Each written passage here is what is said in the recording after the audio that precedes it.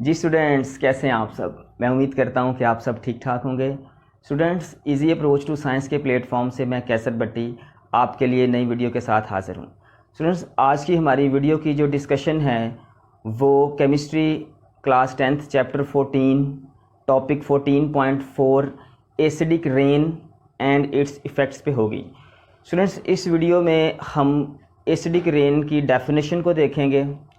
इस वीडियो में स्टूडेंट्स हम एसिडिक रेन की जो कंप्लीट फॉर्मेशन है वो देखेंगे विद रिएक्शंस, यानी इसमें जो मेन रिएक्शंस और फेमस रिएक्शंस हैं वो मैं आपको करवाऊंगा, वो हम सीखेंगे। और इसके अलावा हम देखेंगे एसिडिक रेन के effects on the human beings. इंसानों पे एसिडिक रेन के क्या असरात होते हैं, जानवरों पे क्या होते हैं, पौधों पे क्या होते हैं। इसके अलावा स्टूडेंट्स हम देखेंगे कि एसिडिक रेन कैसे ज़मीनों को बंजर करती है या ज़मीनों की ज़रखेज़ी को कम कर देती है। और इसके अलावा हम देखेंगे कि जो बिल्डिंग्स हैं इनकी कंस्ट्रक्शन या इनके पेंट्स पे एसिडिक रेन का क्या असर होता है। इन सारी बातों को डिटेल से पढ़ने से पहले मेरी आपसे रिक्वेस्ट है कि अगर आपने अभी तक हमारा चैनल सब्सक्राइब नहीं किया तो चैनल सब्सक्राइब कीजिए और साथ मौजूद बेल आइकन को प्रेस कीजिए ताकि हमारी आने वाली हर नई वीडियो की अपडेट आपको मिलती रहे। तो स्टूडेंट्स, लेक्चर का बाकायदा आगाज़ करते हैं। लेक्चर को स्टार्ट करने से पहले स्टूडेंट आपको सेकेंड चैप्टर की याद को ताज़ा करना पड़ेगा। सेकेंड चैप्टर एसिड बेस में हमने ये पढ़ा था कि सॉल्यूशन जो होते हैं आमतौर पे तीन तरह के होते हैं, या वो एसिडिक होते हैं, या बेसिक होते हैं, या न्यूट्रल होते हैं। तो सॉल्यूशन की नेचर को चेक करने के लिए कि कोई सॉल्यूशन एसिडिक है, बेसिक है या न्यूट्रल है, या कोई सॉल्यूशन कितना एसिडिक है, कितना बेसिक है या न्यूट्रल है, ये सारी चीज़ें चेक करने के लिए आपको पता है 1909 में सोरेसन साइंटिस्ट था डेनिश, उसने क्या किया, एक स्केल बनाया, ठीक है, जिस स्केल के मुताबिक हम सॉल्यूशंस की एसिडिटी और बेसिसिटी को चेक करते हैं, ठीक है। पीएच स्केल की जो बेस है ये हाइड्रोजन आयन की कंसंट्रेशन पे रखी उसने, कि हाइड्रोजन की कंसंट्रेशन की बेस पे कोई भी सॉल्यूशन एसिड या बेस होता है। तो इस तरह हम समझ सकते हैं कि कोई जो है कोई सॉल्यूशन वो कितना एसिडिक है या कितना बेसिक है। तो स्टूडेंट्स, इसको थोड़ा सा समझ लें कि जिस सॉल्यूशन की pH 7 होगी वो न्यूट्रल होगा। और इसकी एग्जांपल वाटर है। वाटर जो है इसको कहते हैं कि ये एक तो यूनिवर्सल सॉल्वेंट है और दूसरा इसकी pH 7 है, न्यूट्रल है। और स्टूडेंट्स, अगर हम ऊपर को जाएं, ठीक है, 6 5 4 3 2 1 0 इस तरफ हम जाते हैं बॉटम टू टॉप, यहाँ से ऊपर, तो pH जो है वो एसिडिक सॉल्यूशंस को ज़्यादा शो करती है आहिस्ता आहिस्ता। यानी जब हम नीचे से ऊपर जाते हैं तो सॉल्यूशन जो होते हैं वो ज़्यादा एसिडिक होते जाते हैं, उनकी जो एसिडिक नेचर है वो बढ़ती जाती है। यानी जिसकी pH 5 होगी उसकी एसिडिक नेचर ज़्यादा होगी 6 वाले सॉल्यूशन से, 4 वाले की 5 से ज़्यादा होगी, 2 वाले की 3 से। यानी ऊपर को हम जाएँ तो एसिडिक नेचर आहिस्ता आहिस्ता बढ़ती है। इसी तरह जब नीचे को आते हैं तो वो डाउन होती है। तो स्टूडेंट्स, यहाँ पे ये समझने कि बस इतना आपने याद रखना है कि जब हम इस तरफ को जाते हैं तो क्या होता है, किसी भी चीज़ की, किसी भी सॉल्यूशन की एसिडिक पावर जो है वो इंक्रीज़ होती है। अब वाटर की क्या है, न्यूट्रल यहाँ पे, ठीक है, मतलब 7 है। तो हम कहते हैं कि जी एसिडिक रेन या एसिड रेन, यानी कि रेन में किसी तरह से एसिड शामिल हो गया है। यानी वो अब रेन वाटर की रेन नहीं रही बल्कि उसमें एसिडिक नेचर किसी ना किसी तरह से आ गई है। तो हमने यहाँ पे देखना है कि न्यूट्रल वाटर होता है उसमें एसिड किस तरह ऐड हो जाता है, ठीक है। तो स्टूडेंट्स, याद रखें कि आम तौर पे मैंने आपको बताया है कि हमारे जो एटमॉस्फेयर होता है उसमें carbon dioxide, sulphur dioxide, sulphur trioxide और इस तरह के और बेशुमार सॉल्यूशन हैं, नाइट्रोजन डाइऑक्साइड वगैरह वगैरह, ये सारे जो प्लूटेंट्स हैं ये फ़िज़ा में एग्जिस्ट करते हैं, ठीक है, पाए जाते हैं।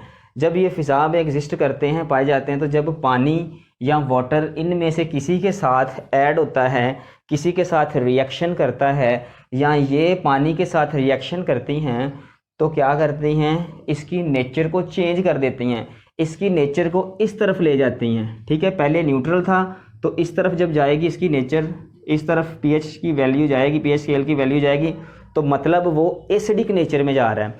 कैसे, जैसे सिंपल आप फ़र्ज़ करें, मैं कहता हूँ कि ये वाटर या पानी नीचे आ रहा है ऊपर से, तो रास्ते में उसको कार्बन डाइऑक्साइड मिल गया।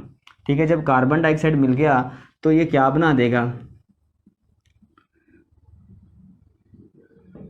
ठीक है, H2 और O3 हो गया और कार्बन वैसे का वैसा ही, तो कार्बोनिक एसिड बन गया हमारे पास। जब वाटर रिएक्शन करता है सल्फर डाइऑक्साइड के साथ तो ये हमारे पास बना देता है H2SO3 sulphuric acid. Carbonic acid था, ये सल्फ्यूनिक एसिड है। और अगर यही पानी रिएक्शन करे सल्फर ट्राइऑक्साइड के साथ तो ये हमारे पास एक फेमस एसिड बना देता है जिसे हम सल्फ्यूरिक एसिड कहते हैं, H2SO4। स्टूडेंट्स, अगर यही वाटर रिएक्शन करता है हमारे पास नाइट्रोजन डाइऑक्साइड के साथ तो बहुत ही फेमस एसिड बनता है जिसको हम कहते हैं HNO3 यानी नाइट्रिक एसिड। अब स्टूडेंट्स, ये वाले सारे क्या हैं, एसिडिक नेचर रखते हैं।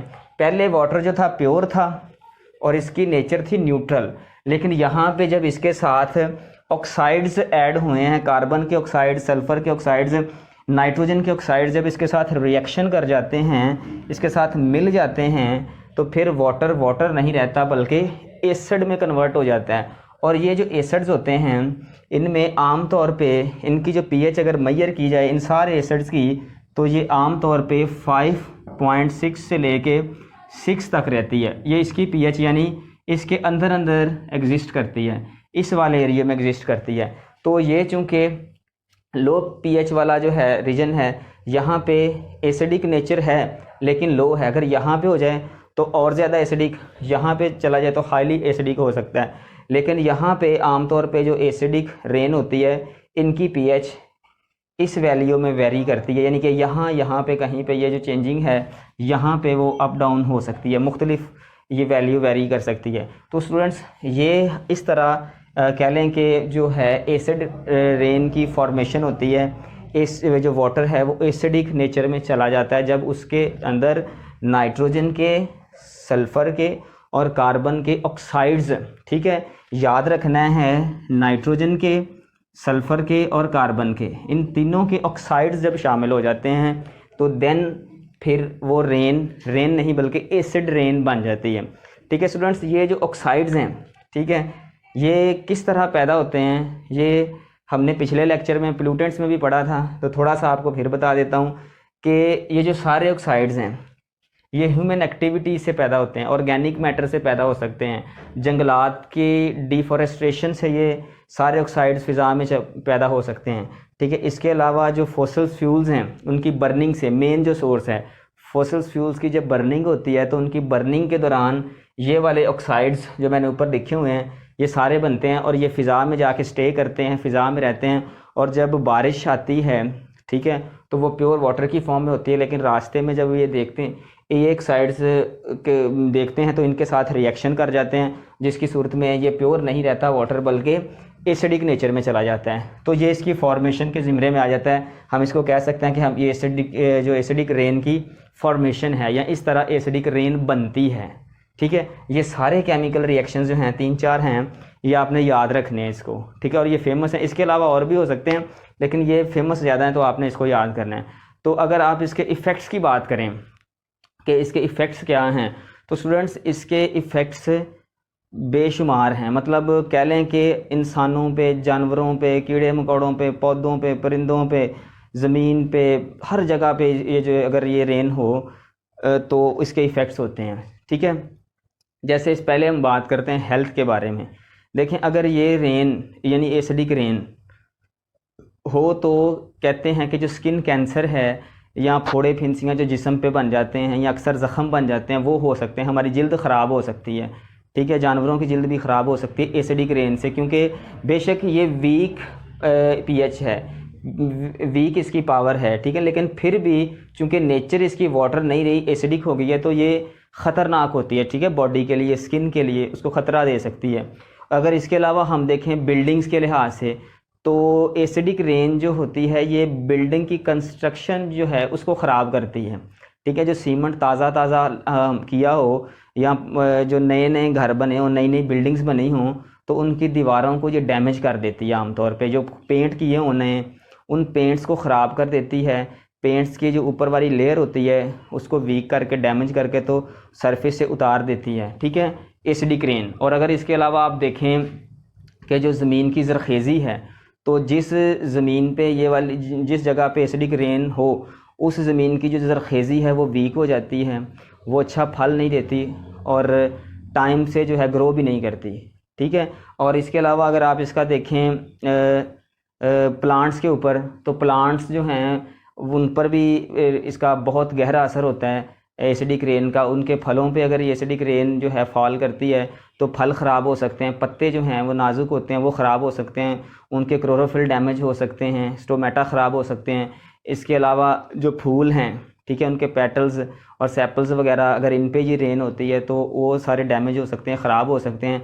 फूल से ही फल बनना होता है, अगर फूल डैमेज हो जाए, फ्लावर डैमेज हो जाए तो फिर जो है फल नहीं बनता। तो इस तरह पौधों के लिए भी ये ख़तरनाक हैं, जानवरों के लिए भी, इंसानों के लिए भी। और अगर ये वाली रेन समुद्रों में, दरियाओं में इसका पानी चला जाए तो वहाँ पे मौजूद जो आबी मखलूक़ात हैं, या कह लें कि पानी के जो जानवर हैं जिनमें मछलियाँ, मेंढक और सांप वगैरह ये सारी चीज़ें आती हैं, उनकी भी जान जाने का ख़तरा है, वो भी इससे मुतासर हो सकते हैं। तो 3 पॉइंट्स बन सकते हैं इस आर्टिकल के।